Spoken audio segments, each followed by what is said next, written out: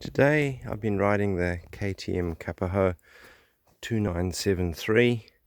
What all that means is that it's in a popular current mullet configuration. That means the 29 wheel, a slightly skinnier tire on the front for agility and handling, and the bigger 27.5 plus wheel on the back. This one's 2.6 wide for traction.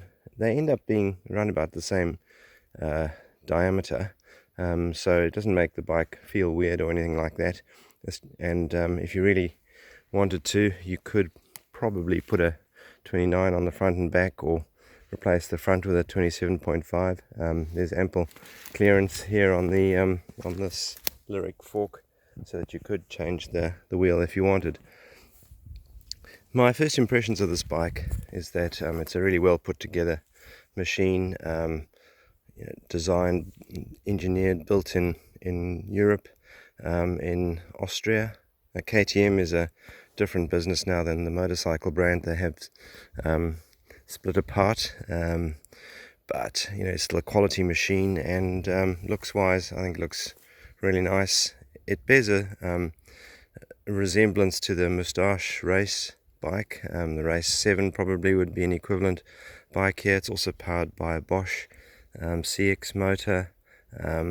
Moustache at times have also done the different wheel size trick. This one is also configured with 160mm travel, same as the Moustache Race 9, and it has SRAM GX Eagle 12-speed gears. What they've done with this is to configure it. The shifters will only shift one gear at a time. You can see here it's an e-mountain bike specific shifter, and they do that because of, obviously, with the all the power going through the chain, you don't want to end up with the chain crossing a number of rings at once and bending it out of shape and putting too much stress on it. That being said, you don't change gears as much on an e-mountain bike as you do on a regular bike, so it's not really a drama. Some of the KTMs into New Zealand came with the Intuvia display, which is that sort of big one that you see in the middle, which isn't really that brilliant for e-mountain bikes. It was a mistake apparently in the configuration before they were shipped, but they will happily replace it with the Purion display, which gives you less information, but it's much lower profile and far less likely to break off. You can imagine if you've got this huge display here, if you're doing over the bars, you run the risk of ripping the whole thing off, whereas here it's nice and sleek. There isn't too much clutter on the bars or anything like that, and they've done nice little things with clips here, keeping them together and keeping them all to nice and neat. The dropper post looks like a rebranded Lev or something like that.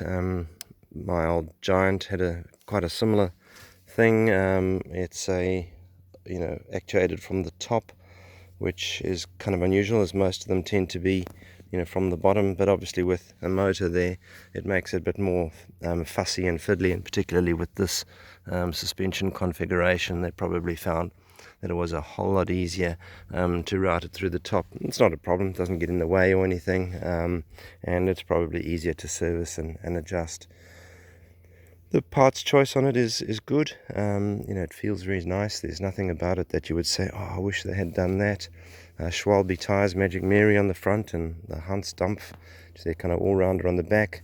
Nice big, tread blocks on both of them, so you're never going to get bent out of shape in any way. Even the grips are ergon ones. They're slightly shaped for comfort, and the brakes are Shimano. I believe they are a 4-pot configuration. They seem to have ample power. They're not as fancied as maybe the XTs or something, but often, the things that make an XT is, perhaps lightness, and on an e-mountain bike that doesn't really matter so much.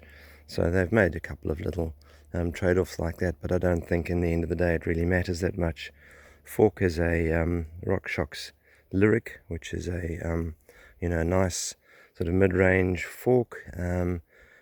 I'd say it probably lacks a little bit of suppleness on the small bumps.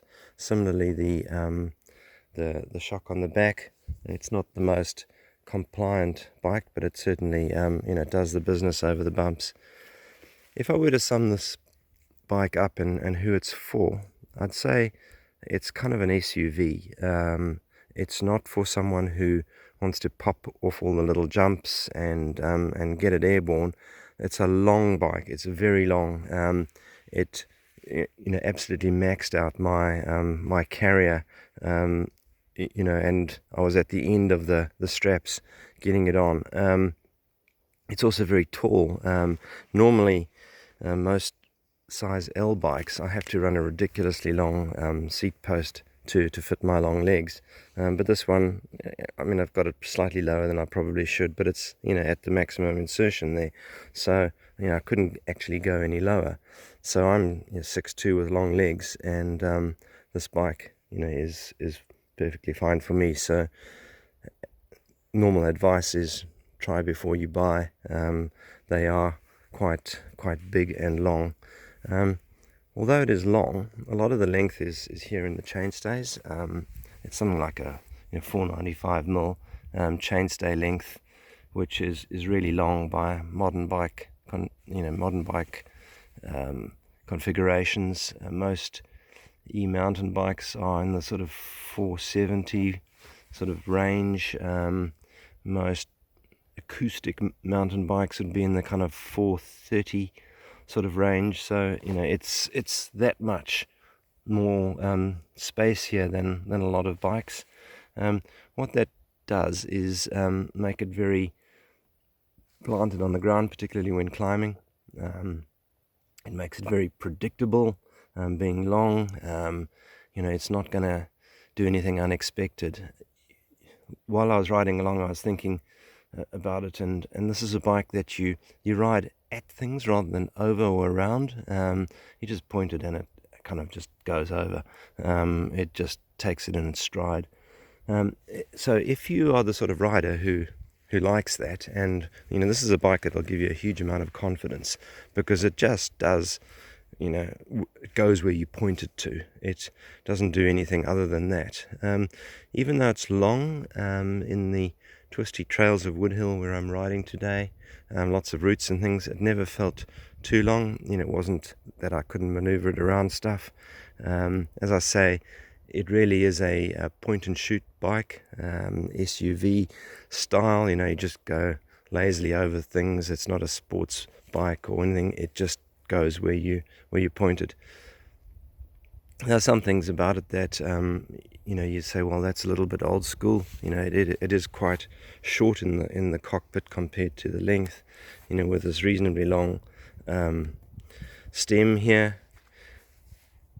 That's really just they've obviously made a design choice. It's not like it's an old frame or anything. It's got this lovely Bosch power tube configuration.